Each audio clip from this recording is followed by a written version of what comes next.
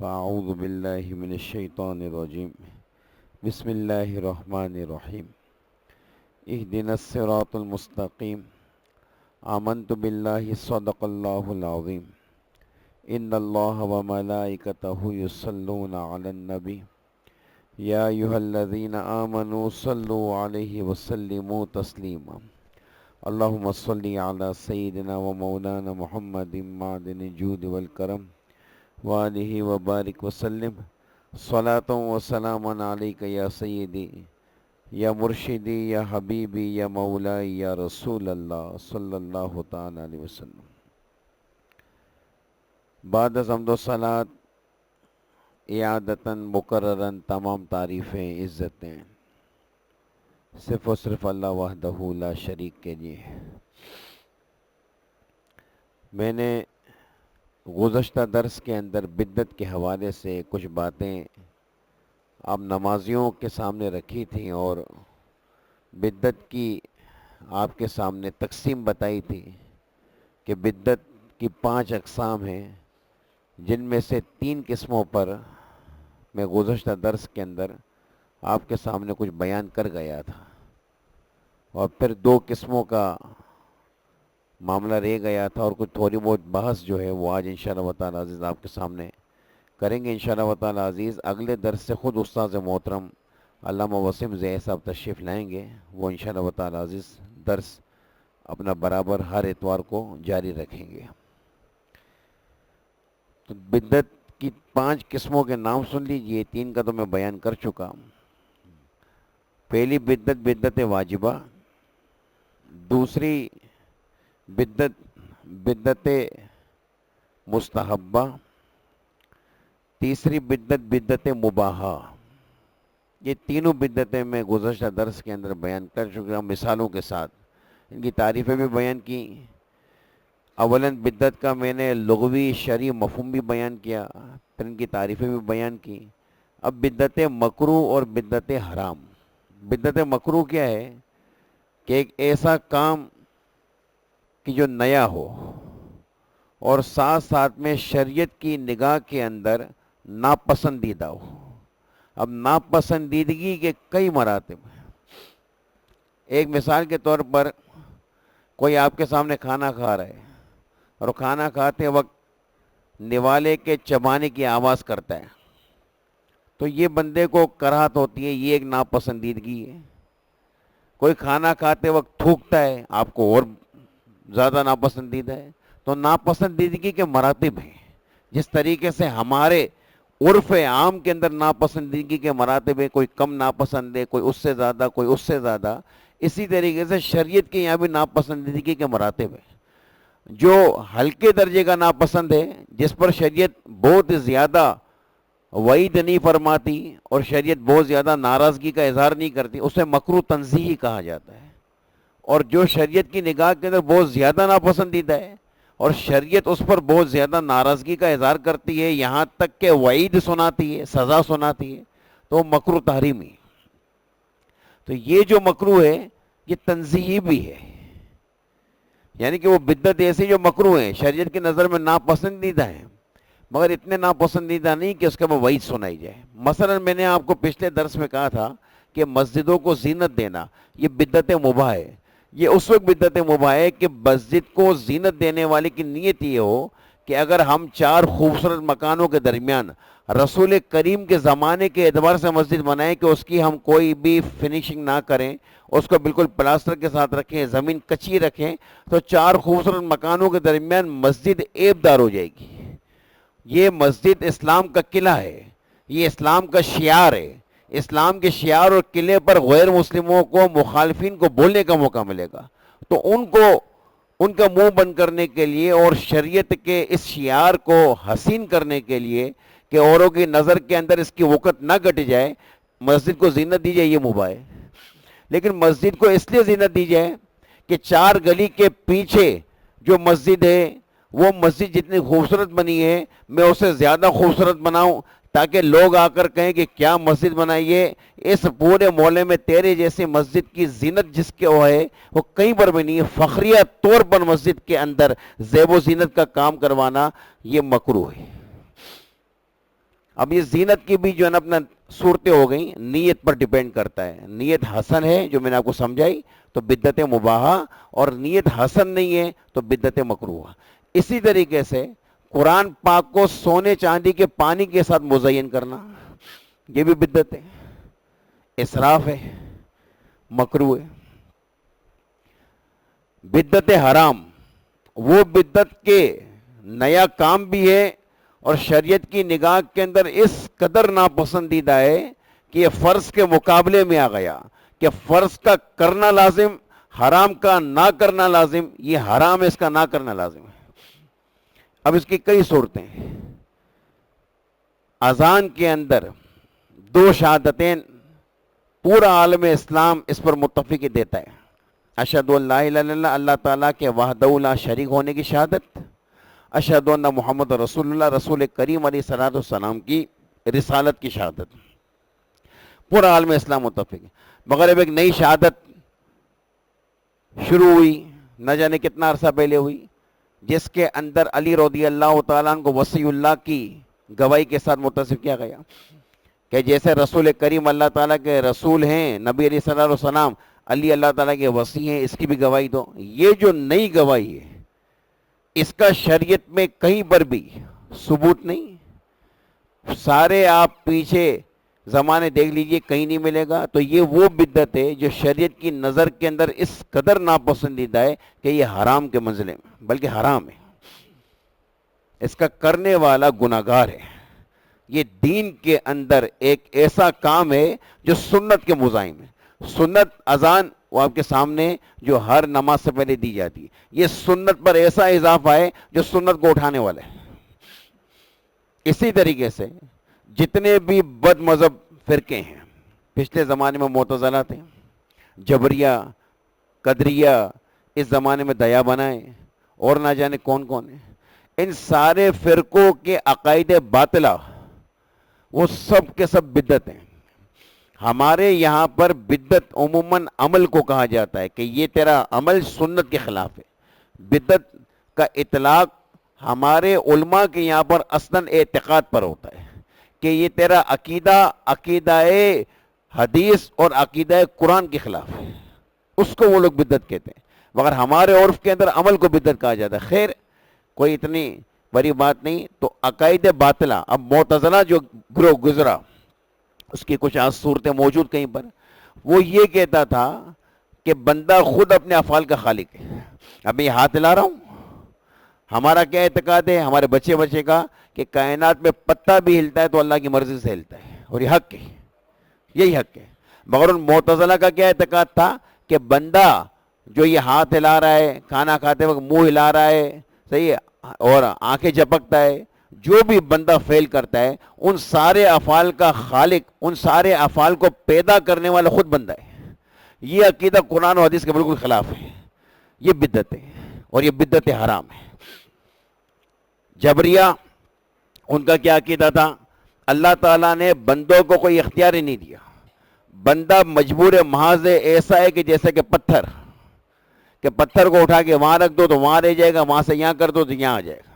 تو بندے کی خود کی کوئی مرضی نہیں ہے، جیسے کہ پتھر کی مرضی نہیں، لکڑی کی مرضی نہیں. یہ جتنے بھی آپ کو جناب اپنا غیر زیرو، جس کو نن لیونگ تھنگ کہا جاتا ہے، جتنے بھی آپ کو نظر آتے ہیں، کہتے ہیں ان کی کوئی مرضی نہیں ہے.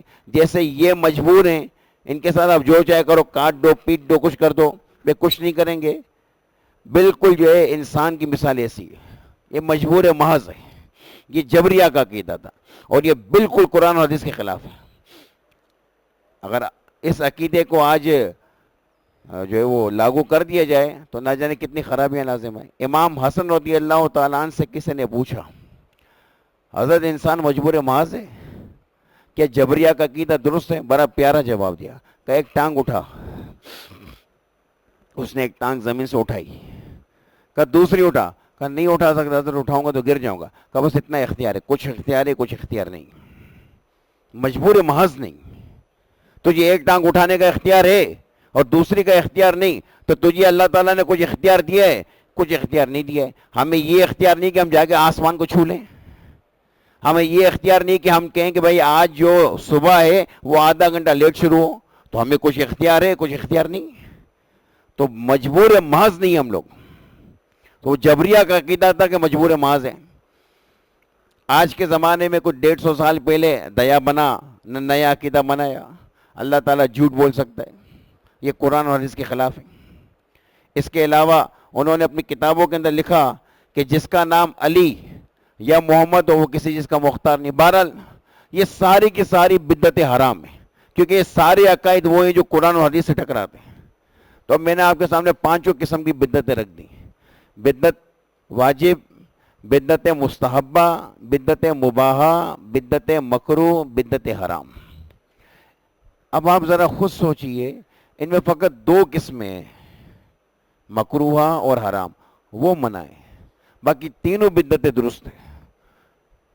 تو اب یہ کہنا کسی کو کہ تو بدعتی ہے اور بدعتی جہنمی ہوتا ہے, تو تجھے یہ پتا ہے کہ ہم کون سی بدعت کرتے ہیں؟ ہم بدعت واجب کر رہے ہیں, یا ہم بدعت مستحب کر رہے ہیں, یا ہم بدعت مباح کر رہے ہیں؟ یہ تجھے کس نے کہا کہ بدعت واجب کرنے والا, مستحب کرنے والا, مباح کرنے والا یہ حرام کام کر رہا ہے؟ اگر یہ حرام کام ہوتا اور اس کا کرنے والا جہنمی ہوتا تو یہ بدعت واجب کیوں ہوتی, یہ بدعت مستحب کیوں ہوتی, یہ بدعت مباح کیوں ہوتی؟ تو یہ تو علماء نے لکھا. میں نے تو آپ کو پہلے کہا, کہیں میں نے اس وقت آپ کو 3 حوالے بھی دیے, جو وہ حوالے بھی آج سے 500 600 700 سال پہلے کے, ابھی کی نہیں. کہ کوئی کہے کہ یہ تو تم لوگوں نے بنا دی. 600 700 سال 800 سال پہلے کے اس وقت کے حوالے, اور آج تک چھپتی آ رہی ہیں وہ کتابیں, ان کے اندر وہ حوالے موجود ہیں. تو اگر ہر بدعت بری ہوتی تو پھر واجب, مباح, مستحب یہ کہاں جاتی؟ بدعت 2 ہی بری ہیں, ایک بدعت مکروہ ہے, ایک بدعت حرام ہے. تو کوئی مجھے یا آپ کو کہے کہ یہ آپ کا فعل بدعت ہے, آپ لوگ بدعت کرتے ہو, کو صحیح ہم بدعت کرتے ہیں, یہ کون سی بدعت ہے؟ وہ وہیں پر جواب نہیں دے پائے گا. اور اگر بالکل وہ کہہ دے کہ جناب نہ یہ جو بدعت ہے بس ہر بدعت حرام ہے, تو یہ آپ کا مطالعہ کمزور ہے. ہر بدعت حرام نہیں ہے, بدعت کی 5 صورتیں. پھر اس کے سامنے اب رکھیے بات. تو یہ ہمارے مطالعے کی کمزوری ہے, اسلاف کی کتب کا مطالعہ نہ کرنے کا نقصان ہے کہ ہمارے معاشرے میں غلط بات پھیل گئی ہے کہ ہر بدعت حرام. کہتے ہیں کہ ہمارے پاس حدیث ہے. یہ بتائیے حدیث کون سی ہے بھیا؟ مشکوٰۃ شریف میں حدیث ہے, کتاب الاعتصام بالکتاب والسنہ میں, کل بدعت ضلالۃ, کہ ہر بدعت دلالت ہے. یہ آقا علیہ السلام کا فرمان ہے. بے شک ہے, بالکل نبی علیہ الصلوٰۃ والسلام کا فرمان ہے, صحیح سند کے ساتھ ہے, حدیث کی کتابوں میں موجود ہے. اور آگے نبی علیہ السلام یہ بھی ارشاد فرماتے ہیں وَكُلُّ ضَلَالَةٍ فِي النَّارِ, کہ ہر بدعت گمراہی ہے اور ہر گمراہی کرنے والا جہنم میں. تو نتیجہ نکلا کہ ہر بدعت جہنمی. مگر سوال یہ ہے کہ رسول کریم کا یہ جو فرمان ہے کہ ہر بدعت گمراہی ہے, تو یہ ہر بدعت کے اندر نرا عموم ہے کہ کچھ خصوص بھی ہے؟ میں پوری کوشش کروں گا اپنی بات کو آسان کرنے کے, علمی باتیں ہیں وہ اپنا رنگ دکھاتی. اب یہ نرا عموم ہے اس کے اندر, یا اس پہ کوئی خصوص کی راہ ہے؟ میں آپ کو ایک بات آپ سے پوچھتا ہوں کہ اس وقت ایک وہ بندہ کہ جو کہہ رہا ہے کہ ہر بدعت حرام ہے, صحیح, اس سے پوچھا جائے کہ تو نے جو اپنے بدن پہ یہ لباس پہنا ہوا ہے, جو بھی لباس تو نے پہنا ہوا ہے, شلوار قمیض پہنا ہوا ہے, کرتا شلوار پہنا ہوا ہے, جو تو نے پہنا ہوا ہے, یہ لباس ایسی ہی سلائی کے ساتھ, اسی رنگ کے ساتھ, یہاں پر جیب لگا ہو یا بٹن ہو, بالکل اسی حیت کے ساتھ رسول کریم نے پہنے. وہ کہے گا مولانا کیا باتیں کرتے ہو, رسول کریم نے لباس پہنا ہے. تو جب رسول کریم نے لباس پہنا ہے تو ان کا لباس پہننا یہ اس بات کو شامل کہ کیسا بھی لباس پہنو بس حلال جو ہے نا اپنا طریقے کا ہو تو وہ پہننا درست ہے, کب صحیح ہو گیا نا. جب یہ لباس پہننا بدعت نہیں, حالانکہ رسول کریم نے نہیں پہنا, تو ہے تو جو ہے نا اپنا یہ لباس جو رسول کریم نے نہیں پہنا ہے تو بدعت نا. اتنی بات تو بھی مان کے رسول کریم نے لباس نہیں پہنا. رسول کریم تو تیبن شریف پہنتے تھے, آج کل کون پہنتا ہے؟ آقا علیہ السلام نے اپنی پوری حیات کبھی شلوار مبارک نہیں پہنی, تیبن شریف پہنی. آقا علیہ السلام کی عادات سے تھا, شلوار کو پسند فرمایا, اور فرمایا کہ شلوار کے اندر ان جو ہے نا اپنا چیزوں کی زیادہ جو ہے نا اپنا حفاظت ہے، چھپی رہتی ہیں، ڈھکی رہتی ہیں، مگر رسول کریم نے کبھی شلوار نہیں پہنی، ہمیشہ تیبن شریف پہنی ہے۔ کون پہنتا ہے جی؟ شلوار پہنا تو بدعت ہوا، قمیص پہننا اس طریقے کا بدعت ہوا، تو وہ کہے گا نہیں، لباس پہننا رسول کریم سے ثابت ہے، اور رسول کریم نے کسی خاص لباس کی ممانعت نہیں فرمائی، اس لیے یہ لباس پہننا درست ہے اور سنت ہے۔ تو ہم نے کہا تیرے اسی بات سے سیکھ کر ہم کہتے ہیں کہ درود شریف پڑھنا، رسول کریم کی بارگاہ کے صلاۃ و سلام کا نذرانہ پیش کرنا، یہ عمدہ کام ہے، اللہ کو پسند ہے، اللہ کے رسول نے کہیں تخصیص نہیں فرمائی۔ تو اب ہم اذان سے پہلے صلاۃ و سلام پڑھتے، تجھے کیا تکلیف ہوتی ہے؟ اب تو اس کو کیوں بدعت کہتا ہے؟ جب تو نے ایک عموم کے اندر اپنے لباس کو شامل کر دیا، آج تو گھر سے جو کھانا کھا کر آیا تو ثابت کر کے رسول کریم نے کھانا کھایا ہے، رسول کریم نے چاول اس طریقے کے پکے ہوئے کھائے ہو تو سب بتا، رسول کریم نے بکری کا گوشت بے شک تناول فرمایا، رسول کریم نے گائے کا گوشت بے شک تناول فرمایا، مگر جس ڈشوں کو تو کھاتا ہے، کڑھائی مرغی، اچار گوشت، یہ رسول کریم نے کھایا ہو؟ کہے گا نہیں، رسول کریم نے کھانا کھایا ہے، اور رسول کریم نے فرمایا کہ حلال چیز ہے، تو جب رسول کریم نے کھانا کھایا اور یہ بھی کھانا ہے، اور رسول کریم نے کھانا کھایا وہ عام ہے، اس کے اندر یہ بھی شامل ہے، تو ہمارے اذان سے پہلے صلاۃ و سلام پہ تجھے کیا تکلیف ہوتی ہے؟ پھر وہ صلاۃ و سلام میں نہیں آئے گا۔ تو خلاصہ یہ کہ جب اپنی باری آتی ہے تو عموم کو لے آتے ہیں کہ رسول کریم نے لباس تو پہنا ہے نا، ایسا نہیں پہنا تو کیا ہوا؟ رسول کریم نے کھانا تو کھایا نا، ایسا نہیں کھایا تو کیا ہوا؟ رسول کریم نے پانی تو پیا نا، اب تو بتا کہیں رسول کریم نے منرل واٹر پیا ہو؟ تو رسول کریم نے کبھی جناب نے یہ کولڈ ڈرنکس پی ہوں؟ تو اگر ہر رسول کریم کا فعل جو آقا علیہ السلام نے فرمایا اور ہم نہ کریں تو بدعت ہے، تو بدعت تو بھی کر رہے، 24 گھنٹے کر رہے، تو کسی وقت میں جناب نے صبح اٹھتا ہے قرآن پڑھتا ہے تو یہ اللہ توفیق دیتا ہے، تو بتا کہ رسول کریم نے اس وقت اس دن اتنا قرآن پڑھا ہو، تو پھر وہ بدعت کیوں نہیں ہے؟ اور ہمارے کم سارے بدعت کیوں بھیا؟ تو مطلب یہ کہ جیسے عموم سے تو استدلال کر کے اپنی ان خصوصیات کو ثابت کر رہا ہے، ویسے ہم بھی عموم سے استدلال کر کے اپنی خصوصیات کو ثابت کرتے ہیں۔ میں آپ کو ایک مثال دے کے سمجھاؤں۔ آپ کسی کو کہیں بیٹا بوتل لے آؤ، مہمان آ جائے، یا آپ خود اپنے لیے منگوائیں بیٹا بوتل لے آؤ، اب وہ پیپسی لائے، 7 اپ لائے، فضا اپ لائے، جو بھی ہمارے معاشرے کے اندر جناب رائج ہے ان میں سے کوئی لے آئے، آپ آبجیکٹ نہیں اٹھا سکتے کیونکہ آپ نے اس کو عام کہا ہے، بوتل لے آؤ، بس صحیح ہے، وہ کوئی بھی لے آئے۔ اب وہ لے کر آیا مثلا جناب فضا اپ، یہ کیوں لے کر آیا؟ تو یہ پتہ ہے کہ جناب فضا اپ جو ہے وہ میں نہیں پیتا، تو پیپسی لا، کہا مجھے کیا پتا آپ نہیں پیتے، آپ مجھے بولتے، آپ نے بوتل کہا میں کوئی بھی بوتل لے کر آئے گا۔ تو جب عام بات کہی جائے گی تو اس کو عام کے ضمن میں رکھا جائے گا، اس کے پر خصوص کا فتویٰ نہیں دیا جائے گا۔ عام بات کہی بس عام۔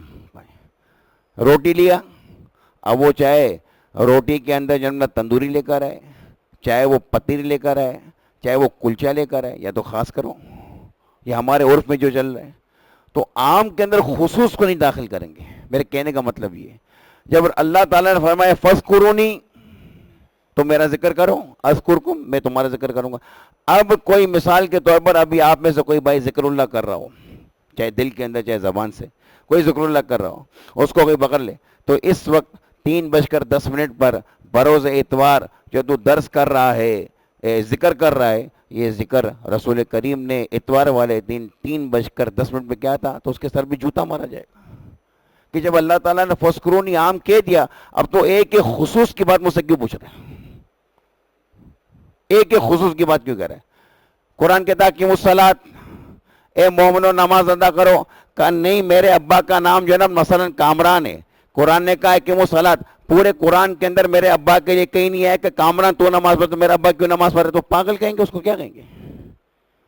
جب اللہ تعالیٰ نے فرمایا ان اللہ و ملائکتہ یصلون علی النبی، اللہ تعالیٰ اس کے فرشتے رحمتیں بیچتے ہیں اس پر، نبی پر، تو اے مومنو تم بھی نبی پر درود پڑھو تاکہ تم پر بھی رحمتیں آئیں۔ یہ کہاں لکھا ہے کہ اذان سے پہلے نہ پڑھو؟ یہ کہاں لکھا ہے کہ جمعے کی نماز ختم ہونے کے بعد نہ پڑھو؟ یہ کہاں لکھا ہوا ہے؟ تو اس کو بھی بدعت کہہ رہے ہیں.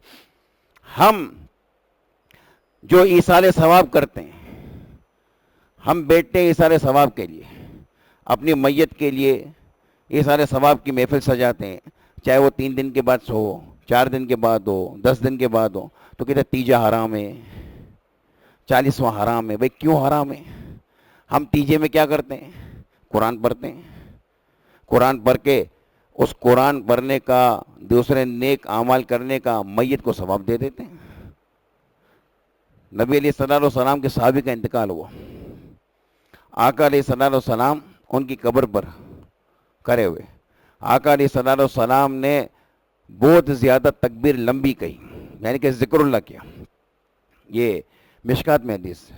آقا علیہ الصلوۃ والسلام ذکر فرماتے رہے، تکبیر فرماتے رہے، پھر تسبیح فرماتے رہے. تو صحابہ کرام نے کہا اللہ کے رسول آپ نے اتنی دیر تک اللہ تعالیٰ کا ذکر کیا، تکبیر کی، تسبیح کی، اس کی کوئی وجہ؟ کہا کہ اس بندے پر اس کی قبر کشادہ ہو جائے اس لیے میں کرتا رہا. تو مجھے بتائیے کہ نبی علیہ الصلوۃ والسلام کی تکبیر اور نبی علیہ الصلوۃ والسلام کی تسبیح کا اس میت کو فائدہ ہوا کہ نہیں ہوا؟ اب یہ کہنا کہ رسول کریم نے فلانی قرآن کی آیت یا فلانا عمل کر کے اپنی میت کو بخشاؤ، یہ کہاں ہے؟ تو بے وقوفی ہے. جب رسول کریم سے ایک عموم ثابت ہے کہ تسبیح پڑھنا، تکبیر پڑھنا کسی میت کو نفع دیتا ہے، تو کوئی ذکر خیر کرو وہ میت کو نفع دے گا. آپ عموم کے اندر خصوص کو کیوں لاتے ہیں؟ بادشاہ اعلان کرے کہ سارے میرے دربار پہنچو، اب وہ پاگل ہی ہوگا، کہے گا کہ میرا نام کامران ہے، میں نہیں جا رہا کیونکہ بادشاہ نے میرا نام نہیں لیا. بس سارے کے اندر تم بھی آ گیا. سارے میں کوئی سرخاب کے پر لگیں گے، اس کے اندر جب نہ سارے کے ساتھ کامران کی ایڈیشن کی جائے پھر تو گھسے گا. سارے میں تم بھی ہے، تو عموم کے اندر خود ہی سب کی سب جزیات آ جاتی ہیں، سب آ جاتا عموم کے اندر. تو اب عموم کے لیے یہ تو نہیں کہا جائے گا کہ کوئی الگ چیز کو اس کے ساتھ جنم میں ملایا جائے، ورنہ تو پھر اقیم الصلاۃ کے اندر بتلایا جائے. اقیم الصلاۃ اترا صحابہ کے لیے، صحابہ کو حکم ہوا تھا اقیم الصلاۃ، صحابہ کو حکم ہوا تھا آتوا الزکوٰۃ. اب یہ جو امت یہاں تک آن پہنچی ہے، یہ کیسے آپ کہو گے کہ اقیم الصلاۃ کے اندر میں بھی شامل ہوں؟ تو آپ کیا کہو گے کہ اقیم الصلاۃ یہ حکم عام ہے. اس کا مطلب ہے اے مومنو تم نماز ادا کرو، اے مومنو تم زکوٰۃ دو. تو جو مومن ہوگا اس پر نماز ہے، جو مومن ہوگا اس پر زکوٰۃ ہے. کہ ٹھیک ہمارا بھی یہ معاملہ ہے. اپنے لیے ساری چیزوں کو درست کرنا اور دوسروں کے لیے درست نہ کرنا، یہ شریعت کے سراسر خلاف ہے. یہ شریعت اس کی بالکل جو ہے وہ مخالفت کرتی ہے، درست نہیں. بس آخری ایک بات آپ کے سامنے عرض کر کے میں اپنے درس کو اختتام دوں گا. ایک بات اپنے ذہن کے اندر یہ رچا بسا لیں کہ نبی علیہ الصلوۃ والسلام کے عمومات وہ ہر جگہ پر اپنے عموم پر باقی نہیں ہوتے. میں نے آپ کو سمجھایا، میں مزید جناب نے اس کے اوپر کچھ روشنی ڈالتا ہوں تاکہ کچھ بات اگر کچھ ڈھکی چھپی ہو تو کلیئر ہو جائے. عمومات کا مطلب یہ کہ عموم کے لیے لغت عربی کے اندر لفظ کل آتا ہے. ہم لوگ کہتے ہیں سب، اردو کے اندر سارے، میں نے ابھی مثال دی، سب، سارے، تمام، یہ ہمارے اردو میں استعمال ہوتا ہے. عربی کے اندر کل آتا ہے، جمی آتا ہے. یہ کل اور جمی عموم کے لیے آتا ہے، اور ہمارے اردو میں جو آتا ہے میں نے آپ کو بتایا. تو ہر جگہ پر عموم سے مراد عموم نہیں ہوتی. اگر ہر جگہ پر عموم سے مراد عموم ہو، یہ ساری شریعت جو اس وقت ہم لوگ اس کو شریعت سمجھ رہے ہیں، یہ سب بدعت ہو جائے گی، سب کی سب بدعت ہو جائے گی. میں آپ سے یہ پوچھ رہا ہوں کہ کون دنیا کا ذی انصاف بندہ ہے جس کے اندر انصاف ہے؟ کون دنیا کا ذی انصاف بندہ ہے جو اس وقت یہ کہے گا کہ قادری مسجد میں جو اس وقت درس ہو رہا ہے وہ بدعت ہے؟ قادری مسجد میں جو درس سننے کے لیے بیٹھنے ہیں یہ بدعتی. قادری مسجد میں اس وقت جو قرآن پڑھا جا رہا ہے یہ بدعت ہے. اب اس سے پوچھا جائے کہ جناب ان کو تو آپ بدعت کیوں کہہ رہے ہو؟ تو کہے گا کہ رسول کریم نے، صحابہ کرام نے، تابعین نے، تابعین نے ایسا معاملہ نہیں کیا. تو اس کو یہی کہا جائے گا کہ عموم کے تحت اگر تو ایک کے خصوص کو ڈالے گا نا، یہ شریعت کے جہاں جہاں کام ہو رہے ہیں، جہاں جہاں پوری دنیا میں، یہ سارا بدعت ہو جائے گا، شریعت بچے گی کب؟ تو آج جو ہر چیز کو بدعت کہہ رہے ہیں وہ شریعت کو ہی ختم کر رہے ہیں۔ آپ مجھے بتائیے کہ اس وقت دنیا میں جہاں پر جو کام ہو رہا ہے دین کا کام، جہاں پر بھی ہو رہا ہے، مسجدیں بن رہی ہیں، مدرسے بن رہے ہیں، بچوں کو عالم بنایا جا رہا ہے، حافظ بنایا جا رہا ہے، قاری بنایا جا رہا ہے، نہ جانے کیسی کیسی ماشاءاللہ عمدہ تعلیم دی جا رہی ہے، نمازیں سکھائی جا رہی ہیں، اور نہ جانے کیا کیا۔ آپ ثابت کر دیں کہ صحابہ کرام نے اپنے بچوں کے ساتھ یوں کیا ہو؟ رسول کریم علیہ الصلوۃ والسلام نے صحابہ کرام کو جناب نے یوں کلاس وائز سکھایا ہو کہ 8 بجے ہے اس کی کلاس لگے گی، 12 بجے ختم ہوگی، 2 بجے لگے گی، 4 بجے ختم ہوگی، پھر مغرب کے بعد لگے گی، پھر عشاء کے وقت اٹھیں گے، پھر عشاء کے بعد لگے گی، پھر 10 بجے تک لگے گی، پھر صبح فجر سے پہلے اٹھنا ہے۔ یہ شیڈول بتا دے کہاں ہے؟ یہ پوری شریعت بدعت ہو جائے گی، کوئی مدرسہ بدعت سے نہیں بچے گا، کوئی مسجد بدعت سے نہیں بچے گی۔ یہ قالین بتا دے رسول کریم کے زمانے میں لگا ہوا، ساری شریعتیں بدعت ہو جائیں گی بھائی۔ اسکول کے اندر جو آج اسلامیات کی تعلیم دی جاتی ہے، آج کالجز کے اندر، یونیورسٹیز کے اندر کچھ ہمارے سنی علماء جو چیدہ چیدہ ہے وہ کچھ بچوں کو دین سکھا رہے ہیں، یہ سارا بدعت ہو جائے گا۔ پوچھا جائے گا کہ کس صحابہ نے دنیاوی تعلیم حاصل کر کے کالج یا یونیورسٹی کے اندر لیکچر دیا؟ اس وقت تو کالج بھی نہیں تھی، یونیورسٹی بھی نہیں تھی، لیکچر کیسے دیں گے؟ تو کالج بنانا بدعت، یونیورسٹی بنانا بدعت، اس کے اندر دین کا جو ہے نا اپنا ٹیچر مقرر کرنا بدعت، دین کا ٹیچر مقرر ہو جائے وہ اس کا درس دینا بدعت، تو شریعت رہے گی کہاں؟ یہ سارا عالم اسلام بدعت کے اندر ملوث ہے۔ ایک جگہ تو بتا دے کہ جہاں پر 100% جو ہے نا اپنا سنت ہو، بدعت کے بغیر چلیں گے کیسے؟ اور یہ وہ بدعت نہیں کہ جو حرام ہو، مکروہ ہو، بدعت کے بغیر کیسے چلیں گے؟ آپ کے بدن پہ کپڑا بدعت، آپ کا کھانا بدعت، آپ کا گھر ایسے بنانا بدعت، آپ کا اسکولوں پہ سفر کرنا بدعت، آپ کا بسوں میں سفر کرنا بدعت۔ پھر یہ ایک چالاکی کرتے کہتے ہیں کہ یہ سفر کرنا، یہ کھانا کھانا، یہ فلانا کرنا، یہ اللہ کرنا، یہ دنیاوی کام ہے، یہ دینی کام نہیں۔ بدعت اس میں ہوتا ہے کہ جو دینی کام ہو، جو دنیاوی کام نہ ہو۔ ہم کہتے ہیں رسول کریم علیہ الصلوۃ والسلام کا جو فرمان ہے، خیر الحدیث کتاب اللہ وخیر الہدی ہدی رسول اللہ وشر الامور محدثاتها۔ خیر الحدیث سب سے عمدہ بات کتاب اللہ، اللہ کی کتاب ہے۔ خیر الہدی سب سے عمدہ طریقہ، سب سے عمدہ سیرت ہدی رسول، رسول کریم کا طریقہ ہے، رسول کریم کی سیرت ہے۔ شر الامور، رسول کریم فرماتے ہیں کہ برے ترین کام، نہایت جو ہے مذمت والے کام، وہ کون سے ہیں؟ محدثات ہوا، نئے نئے کام۔ اب وہاں پر محدثات ہوا، محدث کہتے ہیں نئے کام کو، جس کو آپ لوگ نیو کہتے ہیں اس کو عربک محدث کہتے ہیں۔ میم ہا دال فا اور دال پر زبر، محدث یہ نیا کام ہے، نیو۔ اب مجھے بتائے رسول کریم نے کہا کہ برے ترین کام کون سے ہیں؟ جو نئے ہوں۔ یہ کہاں قید لگائیے کہ وہ نئے کام دین کے ہوں تو برے ہیں، وہ نئے کام دنیا کے ہوں تو برے نہیں؟ یہ کہاں قید لگائیے؟ اب یہ جو تو قید لگا رہا ہے کہ نئے وہ کام بدعت ہیں جو دین کے ہوں دنیا کے نہ ہوں، تو مولوی صاحب تیری یہ قید لگانا بدعت ہے۔ پورے قرون ثلاثہ کے اندر نہ صحابہ نے یہ قید لگائی نہ کسی نے لگائی، یہ تو قید کہاں سے لگا رہا ہے کہ جو دنیاوی کام نیا ہو وہ بدعت نہیں ہے؟ کہ دنیاوی کام پہ اجر نہیں ہے؟ آپ سفر کرنے، اسکوٹر پہ سفر کرنے بیٹھے، سفر کی دعا پڑھیں کہ آپ کو ثواب نہیں ملے گا؟ یہ دینی کام نہیں ہوگی، ثواب کے دنیاوی کام پہ ملتے ہیں۔ آپ کھانا کھانے بیٹھے، ٹکا کھا رہے ہیں، آپ کا ذہن کیا ہے کہ میں ٹکا اس لیے کھا رہا ہوں کہ اس ٹکا کھانے سے جو مجھے طاقت حاصل ہوگی میں دین کے کاموں میں لگاؤں گا، یہ ثواب نہیں ہو گیا؟ تو ثواب تو ہر جگہ ہے، نیتوں پہ ڈیپینڈ کرتا ہے بھیا۔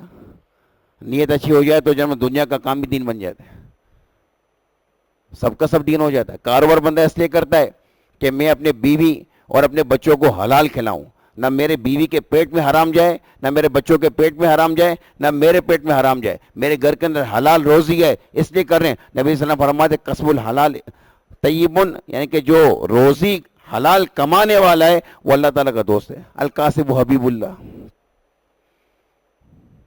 یہ کہاں لے جائیں گے اس کو؟ تو جو قید لگا رہا ہے کہ یہ وہ نئے کام جو دنیا کے ہوں، یہ کہاں قید کہاں لگی؟ یہ کس محدث نے لگائی ہے؟ مولا علی قاری نے لگائی ہے، فتح الباری میں عمدۃ القاری نے، فتح الباری کے اندر اسقلانی نے لگائی ہے، عمدۃ القاری کے اندر عینی نے لگائی. کس نے لگائی ہے؟ کہیں نہیں لگی ہوئی. اور بالفرض ہم 2 زینے نیچے اتر آتے ہیں، ہم نے مان لیا قید لگی ہوئی، تو چھوڑ دنیاوی کام ہٹا دو، اب ایک دو خارج دین کا. اول تو قید نہیں ہے. ہم نے پہلا جواب دیا برسبیل ترقی، اب ہم برسبیل تنزل 2 زینے نیچے اترتے ہیں. ہم تیری بات مانتے ہیں اور تیری بات مان کر ہم کہتے ہیں کہ دنیاوی کام نہیں ہے، صرف محدثات کے اندر دینی کام ہے. اب تو مجھے بتا دے ایک دینی کام بتا دے جس میں بدعت کی آمیزش نہ ہو، ایک بتا دے. تو اذان دے رہا ہے اسپیکر پہ دے رہا ہے، اسپیکر کہاں تھا رسول کریم کے زمانے میں؟ تو نماز پڑھا رہا ہے اسپیکر بڑھا رہا ہے، اسپیکر کہاں تھا رسول کریم کے زمانے میں؟ تو ممبر پر محراب پر ہے، یہ ممبر تو رسول کریم کے زمانے میں تھا، یہ محراب کہاں تھا؟ یہ محراب تو رسول کریم کے زمانے میں نہیں تھا، جو بعد میں بنے. تو جس مسجد کے اندر تم کھڑا ہو کے امامت کر رہا ہے، اس حیت کی مسجد کہاں تھی؟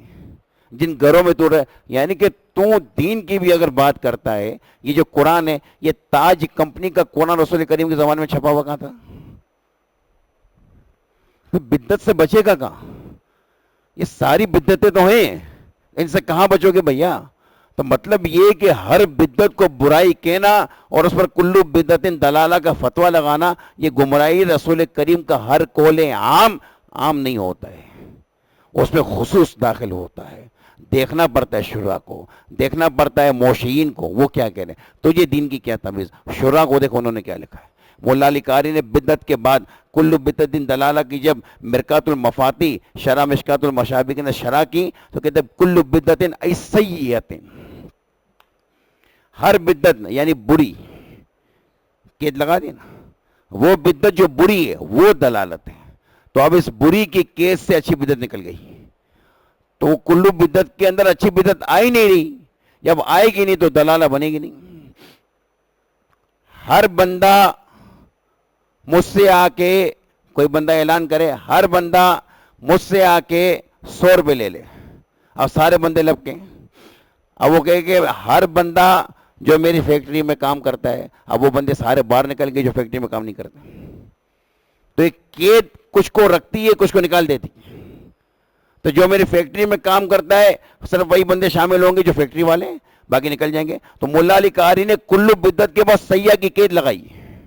وہ بدعت جو بری ہو تو ساری وہ بدعتیں باہر نکل جائیں گی جو اچھی، اور جب وہ سب باہر نکل جائیں گی تو جیسے اس اعلان کرنے والے نے اعلان کیا کہ ہر بندہ مجھ سے آ کے 100 روپے نام لے لے، تو اس میں خالی وہ شامل ہوں گے جو فیکٹری میں کام کرتے ہیں، باقی کو 100 روپے نہیں ملیں گے. اسی طریقے سے ہر بدعت کے جب مولا علی قاری نے سیاح کی قید لگائی تو دلالہ کا حکم فقط ان کے لیے ہوگا جو سیاح ہیں، جو حسن ہیں ان کے لیے دلالہ کا حکم نہیں ہوگا. تو عموم کو بھی تو سمجھو، بس عموم لے کے لاٹ رو کے پوری امت کو مشرک بنانے میں تلے ہوئے ہو. یہ تو یہ یہاں بزرگ بھی بیٹھے ہیں، مجھ سے بڑی عمر والے بیٹھے ہیں، ان سے آپ پوچھئے. یہ اپنے آبا و اجداد سے سنتی ہے، ان کے آبا و اجداد سنتی ہے. آپ یقین کیجئے میں ممبر پر قسم کھا کر یہ بات کہنے کے لیے تیار ہوں کہ پورا معاشرہ پہلے سنی تھا. شب برات کو گھروں کے اندر بچوں کو نئے کپڑے پہنائے جاتے تھے، ہر جمعرات کو روڈوں پر جلیبی اور دودھ تقسیم ہوتا تھا. یہ بڑے بزرگ بیٹے یہ تک کی شہادت دیں گے. یہ آج ان لوگوں نے جب نئی انتا نکال دی، ہم لوگوں نے نہیں نکالی. ہر جو اپنا شب برات کو گھروں میں حلوہ بنتا تھا، محرم کے اندر نیاز ایک دوسرے کے پڑوسیوں کو دیے جاتی تھی. یہ ابھی سے نہیں، نہ جانے کتنا پرانا معمول ہے، نہ جانے کتنا پرانا معمول. اور یقین کیجئے بزرگ بیٹھے ہیں، ان سے بھی جو شب برات آتی تھی دل کے اندر ایک الگ سے کیفیت پیدا ہوتی تھی. ایک بڑی رات ہے، اس کا احترام کیا جاتا تھا، مسجدوں کو رونق کیا جاتا تھا، پر روشن کیا جاتا تھا. گھروں کے اندر شور باپ منع کرتے تھے کہ بتی بند نہیں کرنا. مغرب کے بعد بتی جلانے کا رواج ہوتا تھا، اگر بتیاں جلانے کا رواج ہوتا. یہ تو سب کا سب جو نا پرانے معاملات ہیں. یہ تم لوگوں نے آج آ کر سنیوں کو جو نا دیوبندی، کسی کو اہل حدیث، کسی کو کیا بنا دیا. یہ سب کے سب سنی تھے، یہ سنیت سے ہی سب نکلے. آپ پیچھے سب کا بیک گراؤنڈ چیک کر لیجئے، سب کا بیک گراؤنڈ چیک کیجئے، آپ کو پتا چلے گا سارے سنی تھے. سب کے گھروں پر جناب نا نیازیں ہوتی تھیں. ہم جناب نا کچھی لوگ ہیں. ہم لوگ غوث پاک رضی اللہ تعالیٰ کی اپنا 11ویں کو کہتے کاری کی نیاز. دیگوں کی دیگیں چڑھتی تھی جناب نا غوث پاک کی نیاز پر. دیگوں کی دیگیں چڑھتی تھی محلوں کے اندر. آج غوث اعظم کی نیاز ہے. اور غوث اعظم کو اس وقت کہا جاتا ہے بڑے پیر کی نیاز ہے. بڑا پیر کہا جاتا ہے غوث اعظم رضی اللہ تعالیٰ عنہ کی ذات بابرکت کو. حلوے تقسیم ہوتے تھے, نہ جانے کیا سے کیا. جمعرات کو آپ کو ہر جنم بلڈنگ کے نکر پر کچھ لوگ ملیں گے جو لوگوں کو دودھ پلا رہے ہیں, جلیبیاں تقسیم کر رہے ہیں. جلیبیاں ختم ہو جاتی تھی مٹھائی والوں کی دکانوں پہ, گوندیاں تقسیم ہوتی تھی. یہ سب کہاں گیا؟ یہ تم سنیوں کو تم کھا گئے. یہ ہمارا مسلک الحمدللہ حق کے جو صحابہ کرام رضوان اللہ تعالیٰ علیہ مجمعین سے چلا آ رہے ہیں. یہ آج جو اتنی بڑی داڑھی والے نکل گئے, ہمیں اہل حدیث ہیں. تو مجھے 100 سال پہلے بتا دے ایسے کوئی بڑی داڑھی والا ہو. اگر صحابہ کرام سے اتنی بڑی داڑیاں آتی ہوں, اگر صحابہ کرام سے اتنی بڑی داڑیوں کا رواج ہو, تو بڑی داڑھی والے کہاں ہیں؟ یہ سارے کے سارے بدعتی ہو گئے. یہ پورے برے صغیر پاک و ہند کے اندر تو یہ 200 سال 150 سال پہلے اتنی بڑی داڑھی والا نظر نہیں آئے گا. یہ سارے بدعتی رہے. اس کا مطلب کہ بڑی داڑھی کا رواج تم نے بعد میں نکالا ہے, پہلے نہیں تھا. تو الحمدللہ سنت ہی تھی. یہ بدعتی کہ ہم لوگوں کا ان لوگوں نے جو ہے معاملہ خراب کیا. اور سنی اپنی کم علمی کی وجہ سے کوئی دیوبندی بن گیا, کوئی اہل حدیث بن گیا, کوئی کیا بن گیا, کوئی کیا بن گیا. اللہ تعالیٰ عمل کی توفیق عطا فرمائے. وما علینا الا البلاغ.